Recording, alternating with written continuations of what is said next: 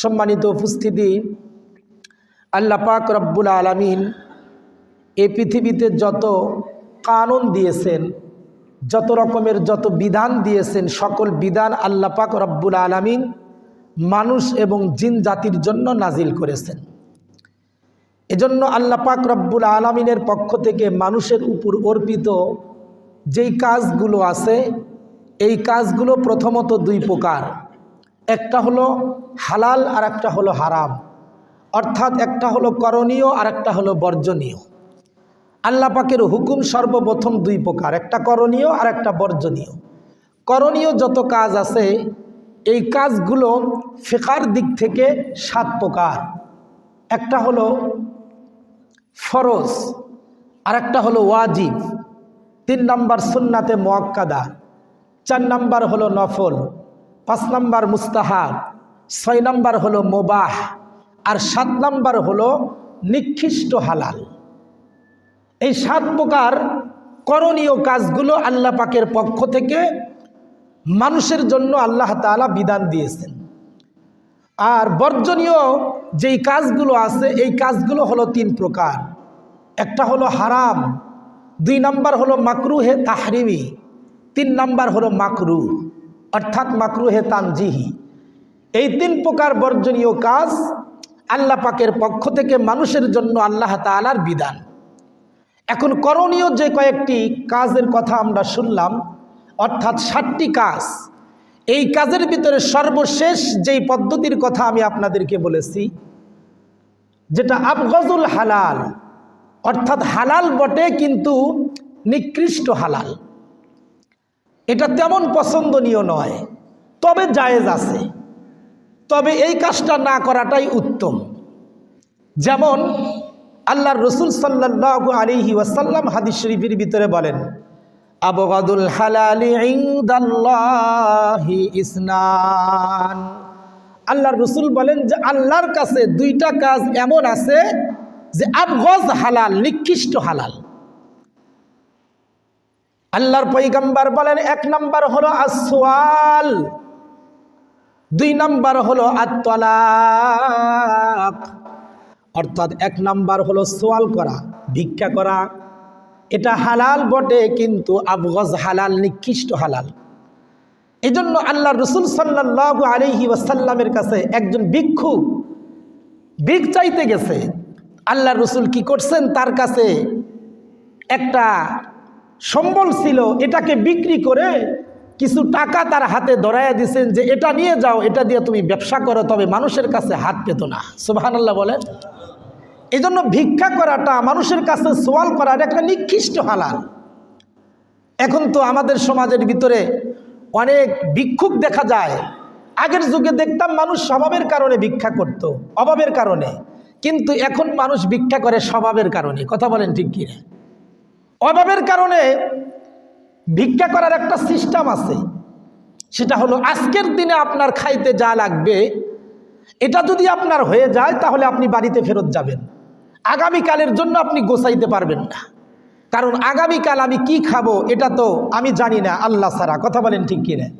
এজন্য আগামীকালের জন্য ভিক্ষা করা না, আজকের দিনের জন্য যতটুকুন দরকার এতটুকুন ভিক্ষা করার অনুমতি শরীয়ত দিয়েছে। এটা যদি অভাবের ভিক্ষুক হয়। কিন্তু বর্তমান জামানার ভিক্ষুকদের একটু খোঁজ খবর নিয়ে দেখলে দেখা যাবে যে একজন জমিদারের যতটুকুন টাকা পয়সা আছে ভিক্ষুকের তার চাইতে বেশি আছে। মানে ও ভিক্ষা করে কিছু টাকা আবার ব্যাংকে রেখে দেয়। এখন তো আবার ডিজিটাল ভিক্ষুক দেখা যায়, এলাকার ভিতরে মাইক নিয়ে ভিক্ষা করে, আছে না নাই? তার মানে ও যে ভিক্ষা করতেছে নিজের অভাবের কারণে, ওর স্বভাবের কারণে। মানে ভিক্ষা করতেছে, পাশাপাশি 2টা লেবারও ও খাটাইতেছে। মানে একটা ড্রাইভার আছে, ওকেও বেতন দিতে হয়, আবার গাড়ি যে একটা আছে, মাইক আছে, এটার ভাড়াও দিতে হয়। তার মানে ওর আন্ডারে আরও 2 জন লোক খাটতেছে, এরপরে কিন্তু ও আবার ভিক্ষা করে। এটা কিন্তু অভাবের ভিক্ষুক না, এটা হলো স্বভাবের ভিক্ষুক। তো যাই হোক, আল্লাহর রাসূল সাল্লাল্লাহু আলাইহি ওয়াসাল্লাম বলেন যে ভিক্ষা তুমি করতে পারো, মানুষের কাছে হাত পাততে পারো, তবে আজকের দিনের জন্য যতটুকুন দরকার এতটুকুন, আগামীকালের জন্য নয়। আর আল্লাহর রাসূলের শিক্ষা হলো যে মানুষের কাছে হাত পেতো না, তুমি কষ্ট করে হলেও কাজ করে খাও, তবে মানুষের ধারে যাইও না। এই জন্য আল্লাহর কাছে দোয়া করার কথা বলছেন। আল্লাহ রসুল বলেন, তুমি অভাবে পড়ছো তো আল্লাহর কাছে দোয়া করো। সাহাবা ইকরামদের ভিতরে অনেক সাহাবীর জীবন ইতিহাস দেখলে দেখা যায় যে তাদের জিন্দেগির অভাব এতটুকু ছিল যে কোনো সাহাবীর ঘরে 3 দিন 7 দিন পর্যন্ত খাবার ছিল না, আল্লাহর রসুলের ঘরেই খাবার ছিল না। কিন্তু এই লোকগুলো ভিক্ষা করে নাই, মানুষের কাছে হাত পাতে নাই, এরা সর্বপ্রথম আল্লাহ পাক রব্বুল আলামিনকে জানাইছে, আর আল্লাহ তাআলার সাথে সাথে অভাব দূর করে দিছে। সুবহানাল্লাহ জোরে বলে। এজন্য ভিক্ষা করার আগে সর্বপ্রথম কার কাছ থেকে চাইতে হবে বলেন? আচ্ছা, আল্লাহর দরবারে এমন কিছু আছে যেটা নাই? এমন কোনো কিছু কি আছে যেটা মানুষের কাছে পাওয়া যায় কিন্তু আল্লাহর কাছে পাওয়া যায় না? বলে আল্লাহ তাআলার কাছে সব কিছু পাওয়া যায়, আল্লাহ তাআলার কাছে সব কিছুর খাজানা। সুবহানাল্লাহ জোরে বলেন। নাই শব্দটা এটা আল্লাহ তাআলার কাছে নাই, বরং আল্লাহ তাআলার কাছে সব আছে। আপনি যেটা চাইবেন আল্লাহ তাআলা ওটাই আপনাকে দিয়ে দিবেন। সুবহানাল্লাহ জোরে বলেন। আল্লাহ তাআলার কাছে রিজিকের খাজানা, আল্লাহ পাক রব্বুল আলামিন রিজিকের খাজানা নিয়ে বসে আছেন। আপনি চাইবেন তো আল্লাহ তাআলা আপনাকে দিয়ে দিবে। এই জন্য আল্লাহর রসুল বলেন, আবগযুল হালালের ভিতরে একটা নিকৃষ্ট হালাল হলো আসওয়াল, ভিক্ষা করা, মানুষের কাছে চাওয়া। আল্লাহ পাক রব্বুল আলামিন আমাদের সবাইকে ওই ধরনের রাস্তায় যেন না নেয়, এজন্য আল্লাহ তাআলা আমাদের অভাব দূর করে দিক। সকলে বলেন আমিন। 2 নম্বর কাজ হলো আত-তালাক। আল্লাহ রসুল বলেন, নিকৃষ্ট হালালের ভিতরে আরেকটা হালাল কাজ হলো যেটা জঘন্য হালাল, এটা হলো স্ত্রীকে তালাক দেওয়া। হ্যাঁ, প্রয়োজনে শরীয়ত সম্মত কিছু কারণে স্ত্রীকে তালাক দেওয়া জায়েজ আছে, তবে এই কাজগুলো শরীয়ত সম্মত যে কাজগুলো আছে এই কাজগুলো দুনিয়ার সাথে কোনো সম্পর্ক নাই। যেমন আপনি যৌতুক পান নাই শ্বশুর বাড়ির থেকে, তো স্ত্রীকে তালাক দিয়ে দিলেন, না, এটা জায়েজ নাই। স্ত্রী আপনার কথা মানে না, আপনার কথা শোনে না, এটা শরীয়ত সম্মত একটা কারণ, এটার কারণে আপনি তালাক দিতে পারেন, আপনার অধিকার আছে। স্বামী স্ত্রীকে তালাক দিতে পারে, তবে দুনিয়াবি কোনো কারণে তালাক দেওয়া না চাই, উখরুবি কারণে, আখিরাতের কোনো কারণে, অর্থাৎ দিনদারি যদি তার ভিতরে না থাকে, নামাজ পড়ে না, রোজা রাখে না, পর্দা করে না, স্বামীর কথা মানে না, স্বামীর খেদমত করে না, এরকম কিছু কারণে যদি কোনো স্বামী স্ত্রীকে তালাক দিতে চায় তাহলে দিতে পারে। শরীয়ত এতটুকুন হালাল করে দিছে, এটা জায়েজ। তবে বিপদের সময়ও যদি কোনো স্বামী তার স্ত্রীকে তালাক না দেয়, এটা হলো একটা উত্তম কাজ। এই জন্য আমাদের বুজুর্গদের ভিতরে একজন বুজুর্গ এমন ছিল যার স্ত্রী বড় বদকার ছিল, আর স্বামীটা বড় আল্লাহওয়ালা। সুবহানাল্লাহ বলে। স্বামীটা বড় আল্লাহওয়ালা। তার বুজুর্গি দেখে কিছু মানুষ তার কাছে মুরিদ হওয়ার জন্য তার বাড়িতে গেছে। বাড়িতে গিয়া এই বুজুর্গের সাথে সাক্ষাৎ হয় নাই, কিন্তু বাহির থেকে সালাম দিছে, ভিতর থেকে মহিলার কণ্ঠের জবাব আসছে। তার মানে বুজুর্গের স্ত্রী বলে, আপনারা কেন আসছেন? বলে, আসছি আপনার স্বামী যিনি তার কাছে মুরিদ হওয়ার জন্য, আমরা তার কাছে ইসলাহ হওয়ার জন্য আসছি। ভিতর থেকে স্ত্রী কতগুলো খারাপ কথা শোনায়া দিছে। বলে যে খুঁজে আর পান না এরকম আল্লাহর ওলিটা বাদাইবার কাছে আসছেন, মানে এরকম স্বামীর নামে কিছু বদনাম তাদেরকে শোনায়া দিছে, যে সারা দুনিয়ায় আর লোক পান না, এর কাছে মুরিদ হওয়ার জন্য আসছেন। এর চাইতে খারাপ লোক তো দুনিয়ায় নাই। স্ত্রী স্বামীর ব্যাপারে বলতেছে। আসলে মহিলাদের ভিতরে একটা স্বভাব আছে যে তারা কখনো ভালোকে স্বীকার করতে চায় না, আর তাদের ভিতরে শুকরিয়া কম। আল্লাহ রসুল সাল্লাল্লাহু আলাইহি ওয়াসাল্লাম সাহাবীদেরকে বলেন, মহিলাদের ভিতরে নাশুকরিয়া বেশি। সারা জিন্দেগি ভর স্বামী তার স্ত্রীকে ভালো মন্দ দিছে, হঠাৎ করে একদিন ঈদের সময় ভালো কাপড় দিতে পারে নাই, তো দেখবেন মহিলা সারা জিন্দেগির নিয়ামতকে ভুলে যায়, বলে সারা জীবন বিয়ে হয়ে আসার পর থেকে আমার স্বামীর কাছ থেকে ভালো কিছুই পাইলাম না। বলে কি বলে না? বলে মহিলাদের এটা স্বভাব, এটা আল্লাহর রসুল বলছেন। তাদের ভিতরে নাশুকরিয়া বেশি, ধৈর্য কম তাদের ভিতরে। এজন্য কিছু কিছু স্ত্রী আছে যে স্বামীর গুণকে স্বীকার করতে চায় না।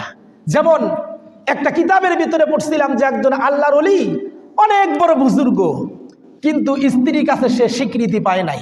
সে স্বামীকে বলে কি, কত মানুষকে তো দেখি আকাশ দিয়ে উড়ে যায়, তুমি কি বুজুর্গ হইছো যে আকাশে উঠতে পারো না বা পানির উপর চলতে পারো না?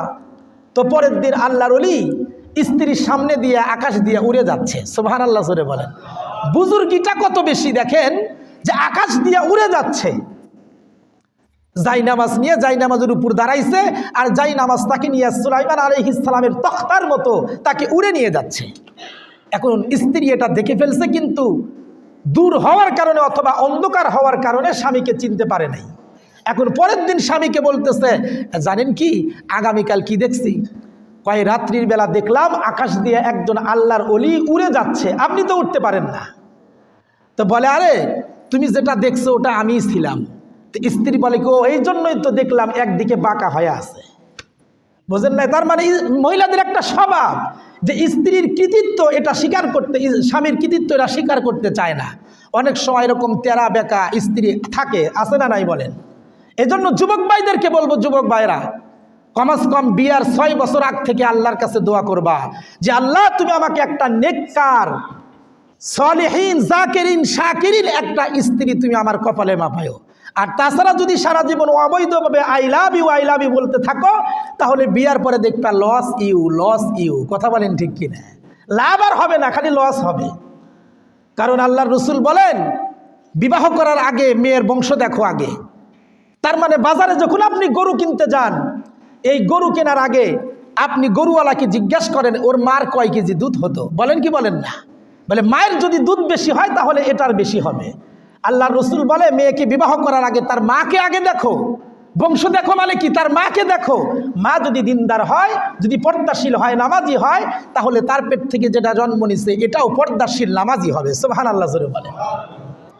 এজন্য আই লাভ ইউ বলার দরকার নাই, তাহলে লস ইউ ভিতরে পড়ে যাইবা। এজন্য আল্লাহর কাছে দোয়া করতে হবে, আল্লাহ এমন একটা স্ত্রী যাও যে নেককার হবে, সালেহ হবে, আবেদা হবে, জাকিরা হবে, শাকিরা হবে। সুবহানাল্লাহ জোরে বলেন। তো আল্লাহর ওলি স্ত্রী ঘরের ভিতর থেকে মুরিদদেরকে কিছু গালমন্দ শোনায়া দিছে, যে এরকম একটা ভাদাইমার কাছে মুরিদ হওয়ার জন্য আসছেন। তো মুরিদরা এরকমভাবে সংকুচিত মন নিয়ে, মানে এত একটা আশা নিয়ে আসছিল মুরিদ হওয়ার জন্য, কিন্তু ভিতর থেকে স্ত্রীর বক্তব্য শুনে মনটা ভেঙে গেছে। কারণ আল্লাহর রসুল বলেন, কোন স্বামী যদি তার স্ত্রীর কাছে ভালো হয় তাহলে সে আল্লাহর কাছেও ভালো। সুবহানাল্লাহ জোরে বলেন। মুরিদরা বলে, এ দেখি নিজের স্ত্রীর কাছেই ভালো না, তাহলে এর কাছে মুরিদ হয় আর কি লাভ হবে? তো চলে যায়, বাড়ির দিকে চলে যায়। কিছু দূর যাইতেছেন, যাওয়ার পথেই দেখি একটা জঙ্গল। জঙ্গলের ভিতর থেকে আল্লাহর ওলি বের হয়ে আসতেছেন, কিন্তু আশ্চর্য বিষয় হলো আল্লাহর ওলি পায়ে হেঁটে আসতেছেন না, একটা বাঘের উপরে সওয়ার হয়ে আসতেছেন। সুবহানাল্লাহ। বাঘের উপরে সওয়ার হয়েছেন, আর হাতের ভিতরে একটা চাবুক যেটা দিয়া বাঘকে হাঁকায়, এটা হলো একটা সাপ। মানে সাপকে চাবুক বানাইছে আর বাঘকে বানাইছে সোয়ারি। এটা দেখে মুরিদরা থেমে গেছে। আরে বাস্তবে তো দেখি লোকটা বড় বুজুর্গ, কিন্তু স্ত্রী তো বুজুর্গের স্বীকৃতি দেয় না। আল্লাহর ওলি দূর থেকে ডাক দিছেন, থামো, তোমরা বুঝি আমার বাড়িতে গেছিলাম? এই কথাটা শুনে মুরিদরা ডাকদা বলল, হ্যাঁ আপনার বাড়িতে গেছিলাম আপনার কাছে মুরিদ হওয়ার জন্য, কিন্তু আপনার ঘরের ভিতর থেকে আপনার বিবির বক্তব্য শুনে আমাদের মনটা ভেঙে গেছে, কিন্তু আপনার কর্মগুলো দেখে তো বিশ্বাস হয়, মনে হয় আপনি একজন বুজুর্গ। আল্লাহর বান্দাই বুজুর্গ ডাক দিয়ে বলে, কয় দেখো, এই স্ত্রী আমার ঘরে থাকার কারণেই আল্লাহ পাক রব্বুল আলামিন আমাকে এত বড় বুজুর্গ বানাইছেন। সুবহানাল্লাহ জোরে বলেন। তা আবার কেমনে? আপনার এত একটা জঘন্য বিবি যে আপনার ব্যাপারে এতটা কিছু বদনাম আমাদেরকে শোনায়া দিল, যে এমন একটা ভাদাইমার কাছে মুরিদ হওয়ার জন্য আসছেন, এরকম জঘন্য কথা শোনায়া দিছে, আর আপনি তার কারণে এত বড় ওলি হয়েছেন, তালাক দেন না কেন? আল্লাহ রসুল কি বলেন? আবগাজুল হালাল আত-তালাক, যে তালাক দেওয়াটা হলো জঘন্য হালাল, নিকৃষ্ট হালাল। তো আল্লাহর বান্দা বলে, আমি তালাক দেই না 3টা কারণে। 1 নম্বর কারণ হলো, দেখো আমার কিছু বাচ্চা বাচ্চি আছে, যদি আমি আমার স্ত্রীকে তালাক দেই, আমার সন্তানগুলো মা হারা হয়ে যাবে, বড় হওয়ার পরে বলবে যে আমার মা না হয় খারাপ ছিল, বাবাও কি খারাপ ছিল? আমাদের জন্য আমাদের চেহারার দিকে তাকায়া বাপ কি আমার মাকে একটু মেনে নিতে পারলো না? এরকম একটা দুঃখ প্রকাশ তারা করবে। এজন্য আমার স্ত্রীকে তালাক দেয় না। এটা হলো 1 নাম্বার কারণ। আর 2 নাম্বার কারণ হলো, দেখো আমি যদি তালাক দেই তাহলে এই মহিলার আবার অন্য জায়গায় তো বিবাহ হবে, তাহলে যেই পুরুষের কাছে যাবে আমাকে যেমন জ্বালাইতেছে ওই পুরুষকে তো ওরকমই জ্বালাইবে। আর প্রত্যেকটা পুরুষ মানুষ চায় যে তার বিবিটা সুন্দর হোক। তো একজন মুসলমানের হক আমি কেন নষ্ট করব?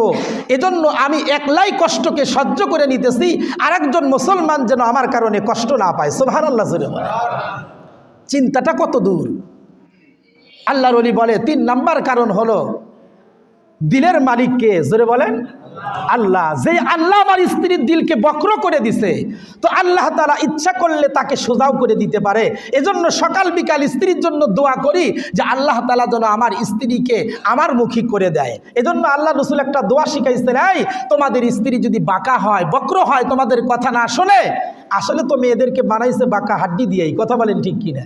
তাহলে দোয়া করবা, আল্লাহুম্মা ইন্নী আউযু বিকা মিন ইমরাআতিন তুসাইয়িবুনি ক্বাবলাল মাশিব। আল্লাহর কাছে এটা দোয়া করবা, কারণ দিলের মালিক হলেন আল্লাহ। তুমি যখন দোয়া করতে থাকবা তো আল্লাহ তাআলা দিলকে ঘোরায়া দিবে, তোমাকে মহাব্বত করেনেওয়ালা হয়ে যাবে।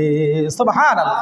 আল্লাহর ওলি বলেন আমি দীর্ঘদিন যাবত দোয়া করতেছি, তো ইতিহাসের কিতাবের ভিতরে আসছে যে এই আল্লাহর ওলির বক্র স্ত্রী পরবর্তীতে এত সরল হয়েছে যে আল্লাহর ওলির ভক্ত হয়ে মরছে। সুবহানাল্লাহ জোরে বলেন। এজন্য দোয়া করতে হবে বেশি বেশি করে। যুবক ভাইরা, শুধু আই লাভ ইউ বললে কাম হবে না।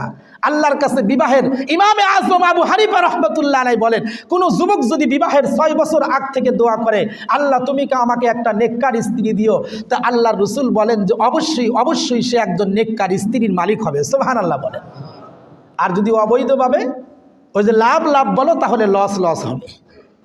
তো এই জন্য একটা পরিবারের ভিতরে দুঃখ কষ্ট এটা থাকবেই, কিন্তু এটার কারণে যদি কোনো স্বামী তার স্ত্রীকে তালাক না দেয়, এটাই যদি তার কাছে রেখে দেয়, তো আল্লাহর রাসূল বলে এটা একটা উত্তম কাজ, তবে তালাক দিতে পারে, তবে এই তালাকটা হবে আবগাজুল হালাল, নিকৃষ্ট হালাল কাজ। এজন্য আল্লাহ তাআলা আমাদের যাদের স্ত্রী আছে যতই বক্র হোক না কেন, আমরা কখনো তালাক দিব না ইনশাআল্লাহ। এটাকে ধৈর্য ধরে সবরের সাথে এটার জন্য দোয়া করব, আল্লাহ তাআলা সোজা করে দিবে। সুবহানাল্লাহ জোরে বলে। আর যেই যুবক ভাইরা বিবাহ করো নাই, আল্লাহর কাছে দোয়া করবা আল্লাহ তাআলা যেন একটা সোজা সরল একটা স্ত্রী তোমার কপালে মাপায়। আর যদি বাঁকা পেয়ে যাও তাহলে বুঝবা কত ধানে কত চাল। এজন্য আল্লাহর কাছে দোয়া করতে হবে। দুঃখ কষ্ট এটা থাকবেই প্রত্যেকটা পরিবারের ভিতরে, কারণ দুনিয়াটা সুখের জায়গাই নয়। সুখ দুঃখ মিশ্রিত একটা জায়গার নাম হলো দুনিয়া, কথা বলেন ঠিক কিনা? শুধু সুখ পাওয়া যায় জান্নাতে, আর শুধু দুঃখ আছে জাহান্নামের ভিতরে। দুনিয়াতে দুঃখ আর সুখ দুটার মিশ্রিত করেই আল্লাহ তাআলা দুনিয়াকে বানাইছেন। এজন্য আপনার মন মতো কোনো কিছুই হবে না। আপনি কোটি কোটি টাকার মালিক হতে পারেন, এই সুখটা আপনার আছে, কিন্তু অপর দিক থেকে আপনার অশান্তি থাকবে। একদিক থেকে না একদিকে আল্লাহ তাআলা আপনাকে অশান্তি দিবেই, কারণ আল্লাহ তাআলা মুমিনকে ভালোবাসেন, সবসময় একটা মুসিবতের ভিতরে রাখেন, এই জন্য বান্দা যেন আল্লাহকে স্মরণ করে। সুবহানাল্লাহ জোরে বলে। তবে দুঃখ কষ্টের সময়ও যদি ধৈর্য ধরে কোনো স্ত্রী তার স্বামীর সাথে সংসার করতে থাকে, আর কোনো স্বামী যদি এরকম বক্র একটা স্ত্রীকে নিয়ে সংসার করতে থাকে, তো আল্লাহ তাআলা সেই সংসারের ভিতরে বরকত দিয়ে দেন। শেষ পর্যায়ে আল্লাহর রাসূল বলেন আবগাজুল হালাল আত-তালাক, তবে তোমরা নিকৃষ্ট হালাল কাজ যেটা, এটা তোমরা করিও না। কিতাবের ভিতরে আসছে আল্লাহ রাসূলের একজন সাহাবী, যেই সাহাবীর বিবিটা বড় দিনদার, বড় পরহেজগার, বড় আল্লাহওয়ালা, হঠাৎ করে একদিন রাত্রি 2টার সময় উঠে স্ত্রীকে ডাক দেয়া বলে, বিবি রে, আমার একটু পানির পিপাসা, তুমি আমাকে একটু পানি দাও। আর পানি দেওয়া তো দূরের কথা, মশারি টানায়া দেয় না, কথা বলেন ঠিক কিনা? আর যদি পানির কথা বলা হয়, বলে টেবিলের উপরই তো বোতলটা রাখা আছে, একটু ডাইলা খাইতে পারো না? বাদাম্মার ঘরের বাদাম্মা আলসা বলে কি বলে না? অনেক সময় স্ত্রী স্বামীকে ধাতানি দিয়ে দেয়। তো এরকম স্ত্রী অনেক আছে। তো সাহাবীর স্ত্রীটা বড় দিনদার। তো সাহাবী রাত্রি 12টা অথবা 2টা বেজে গেছে, মাঝ রাত্রে উঠে স্বামী তার স্ত্রীকে বলতেছে, বিবি, ইনি কিন্তু সাহাবী, আবার স্ত্রীটাও সাহাবিয়া। স্ত্রীকে ডাকদা বলে, বিবি গো, আমার পানির পিপাসা, আমাকে এক পেয়ালা পানি দাও। বিবি স্বামীকে পানি পান করানোর জন্য বিছানার থেকে উঠে পড়ছে। সুবহানাল্লাহ, জোরে বলেন। আপনার আমার স্ত্রী যদি হইতো তাহলে বলতো, এত ঠান্ডার ভিতরে উঠতে পারবো না, এত পানি পিপাসা লাগে কে? টেবিলের উপর আছে নিয়ে খাইতে পারেন না, ঘুমের ডিস্টার্ব করেন কেন? কিন্তু সাহাবীর স্ত্রী ঘুম থেকে ওঠার পরে ঘরের ভিতরে তালাশ করে দেখে পানি নাই। পানি আনার জন্য অনেক দূরে চলে গেছেন, কূপের থেকে পানি উঠায়া নিজের ঘরের ভিতরে এসে দেখে স্বামী ঘুমায়া গেছে। ঘড়ির দিকে তাকায়া দেখে রাত্রি অনেক বেজে গেছে, কিছুক্ষণ পর স্বামী তাহাজ্জুদের জন্য ঘুম থেকে উঠে পড়বে। সুবহানাল্লাহ, জোরে বলেন। এজন্য স্ত্রী স্বামীকে জাগায় নাই, কয় কিছুক্ষণ পর তো ঘুম থেকে জাগবেই, তখন না হয় পানি দিব, এখন যদি ঘুম থেকে জাগায় দেই তাহলে ঘুমের ব্যাঘাত হবে। আল্লাহর ওলির স্ত্রী, সাহাবীর স্ত্রী এক পেয়ালা পানি নিয়ে স্বামীর মাথার কাছে দাঁড়া আছে। সাহাবী ঘুম থেকে জাগ্রত হয়ে গেছে। ঘুম থেকে জাগার পরে স্ত্রীর এই কর্ম দেখে বড় খুশি হয়ে গেছে। হায় হায়, আমার বিবি আমাকে এত মহব্বত করে, এত ভালোবাসে। খুশি হয়া স্ত্রীকে বুকের ভিতরে জড়াইয়া এবার ডাকদা বলতেছে, বিবি গো, তোমার কাজের কারণে আমি খুশি হয়ে গেছি, তবে এই মুহূর্তে তুমি আমার কাছে যেটা চাইবা আমি তোমাকে ওঠাই দিব। সুবহানাল্লাহ, জোরে বলেন। অনেক সময় দেখবেন চাচারা খুশি হয়া চাচিদের নামে গোপনে কয়েক শতক জমি লিখে দেয়, আছে না নাই? তো এরকম করতেছে মনে করেন। সাহাবী বলতেছে, তোমার এই কর্মের কারণে আমি খুশি হয়ে গেছি, তবে তুমি আমার কাছে যা চাইবা আমি তোমাকে ওটাই দিব। সাহাবীর স্ত্রী ডাকদা বলেন, তাহলে পাক্কা ওয়াদা? বলে হ্যাঁ, পাক্কা ওয়াদা। বলে তাহলে আমি আপনার কাছ থেকে একটা জিনিস চাই, সেটা হলো আপনি আমাকে তালাক দিয়ে দেন। নাউজুবিল্লাহ, জোরে বলেন। সাহাবীর মাথা হেট হয়ে গেছে। আরে বলে কি, এত সুন্দর স্ত্রী যে গভীর রাত্রে পানি চাইলে সেই কূপ থেকে পানি উঠাই আমারে খাওয়ায়, এরকম একটা দিনদার মোহাব্বত করেনওয়ালা স্ত্রী আমার কাছ থেকে তালাক চায়, ওর তো মাথায় হাত আর হাতে হারিকেন। এমন টেনশনে পড়ে গেছে যে চাই কিরে আমার কাছ থেকে। বিবি বলে, আপনি তো বলছেন আমি যা চাইবো তাই দিবেন, তো এখন এটা দিতেই হবে। স্বামী বলে, বিবি গো, তুমি আমার কাছ থেকে তালাক চাও, তুমি কি আমার সংসারে অভাব অনটনের ভিতরে আসছো? তোমার কি কোনো দুঃখ কষ্ট আছে? স্ত্রী বলে, না না, আপনার সংসারে দুঃখ বলতে কোনো শব্দ নাই, কোনো কষ্ট নাই। তাহলে তালাক কেন চাও? বলে, তালাক চাইতেছি একটা কারণে, আপনি আমাকে তালাক দিয়ে দেন। স্বামী ডাক দেয়া বলে, সাহাবী ডাক দেয়া বলে, বিবি রে, তোমার একজন মুরব্বী আছে, আমারও একজন মুরব্বী আছে। আর আমার মুরব্বী হলো মুহাম্মাদুর রাসূলুল্লাহ, তোমারও মুরব্বী হলো মুহাম্মাদুর রাসূলুল্লাহ সাল্লাল্লাহু আলাইহি ওয়াসাল্লাম। চলো যাই আগামীকাল সকালবেলা অথবা বিকালবেলা আল্লাহর রসুলের কাছে যাব। আল্লাহর রসুল যদি আমাকে বলে তালাক দিতে, তাহলে তালাক দিয়ে দিব। আর তোমারে যদি বলে আমার সাথে সংসার করে খাইতে, তাহলে কি তুমি থাকবা? বলে হ্যাঁ। আল্লাহর রসুল যেটা ফয়সালা করবে ওটাই মেনে নিব। এক পর্যায়ে স্বামী এবং স্ত্রী দুইজনে মিলে আল্লাহর রসুলের দরবারে যাইতেছেন ফয়সালা নেওয়ার জন্য। এমতো অবস্থায় রাস্তার ভিতরে একটা ধারালো পাথরের সাথে স্বামীর পা হুজুট খায়া এমনভাবে কাটছে যে নিজের পায়ের তালু কাইটা রক্ত বের হইতেছে, হাড্ডি পর্যন্ত বের হয়ে গেছে। স্বামী এরকম আক্রান্ত হয়েছে, আহত হয়ে গেছে। স্ত্রী নিজের শরীর থেকে ওন্নার কাপড়টা ছিঁড়ে নিজের স্বামীর শরীরকে ব্যান্ডেজ করে দিছে, পাটাকে, আর দুবলা টুবলা আশেপাশে যতগুলো প্রাথমিক চিকিৎসার জিনিস ছিল এগুলো দিয়ে চিকিৎসা করছে। এত সুন্দর একজন স্ত্রী। এবার স্বামী হাঁটতে পারে না সাহাবী, কিন্তু নিজের কাঁধের উপরে ভর করে আস্তে আস্তে করে স্ত্রী তার স্বামীকে বাড়িতে নিয়ে আসছে। আল্লাহু আকবার বলেন। এবার স্বামীর সেবা শুশ্রূষা করতেছে। দীর্ঘদিন চলে গেছে, স্বামীর এই আক্রান্ত জায়গাটা ভালো হয় না, আস্তে আস্তে পছন্দ ধরে গেছে, ইনফেকশন হয়ে গেছে। স্বামী গভীর রাত্রে উঠে আল্লাহর কাছে কাঁদতেছেন আর ডাকদা বলতেছেন, আল্লাহ, এত বড় বিপদ তুমি আমারে দিলা। আমার সংসারে কোনো অভাব ছিল না, কিন্তু এখন তো অভাবের কারণে আমার সংসারটা চলে না। একবেলা খাই তো আর একবেলা না খায়া থাকি, কারণ ইনকাম করার কোনো শক্তি নাই। ঘরে বৈশা খাইলে কি আর বাদশার সম্পাদকই থাকে নাকি? একদিন রাজার হালও শেষ হয়ে যায়, কথা বলেন ঠিক কিনা? তো বৈশা বৈশা খাইতে অসুস্থ অবস্থায়, সংসারের অবস্থা বড় কঠিন। রাতের গভীরে আল্লাহকে ডাক দিয়া কান্নাকাটি করতেছেন, স্বামীর চোখ দিয়া পানি বের হয়ে গেছে। স্ত্রী এটা দেখা স্বামীর কাছে গিয়া বলে, স্বামী গো, আপনার কাছ থেকে একটা কথা আমি জানতে চাই। বলে, কি কথা জানতে চাও? এখন কি তুমি আমার কাছ থেকে যেতে চাও নাকি? এই দুঃখের সময় তুমি যদি আমাকে ছেড়ে চলে যাও, কে আমাকে দেখবে, কে আমার সেবা শুশ্রূষা করবে? স্ত্রী বলে, না স্বামী, আমি আপনার কাছ থেকে যে তালাকটা চাইছিলাম এটা আমি ফেরত নিয়ে নিলাম। আমি আর তালাক চাই না, মৃত্যু পর্যন্ত আমি আপনার সাথে এই সংসারে কাটাইয়া দিতে চাই। সুবহানাল্লাহ জোরে বলেন।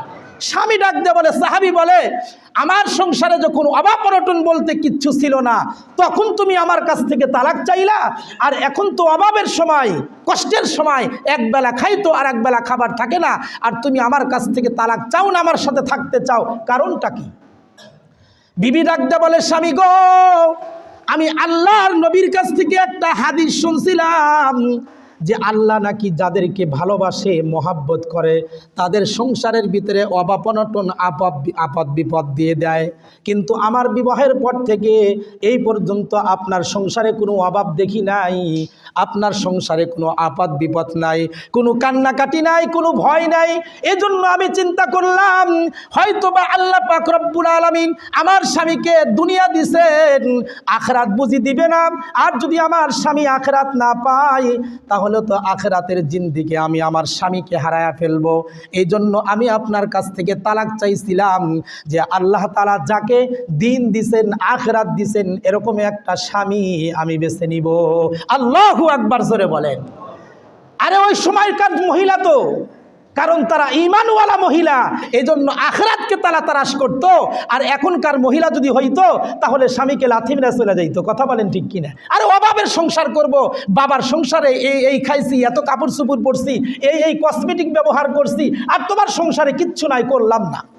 আর কিছু কিছু বাবাও তো এমন আছে যে নিজের কলিজার টুকরা সন্তান, মেয়ে যদি স্বামীর সংসারে একটু কষ্ট থাকে, তাহলে বাবা নিজের কন্যা সন্তানকে তালাক দিয়ে অপর আরেকজন ছেলের সাথে বিবাহ দেয়, আছে না নাই?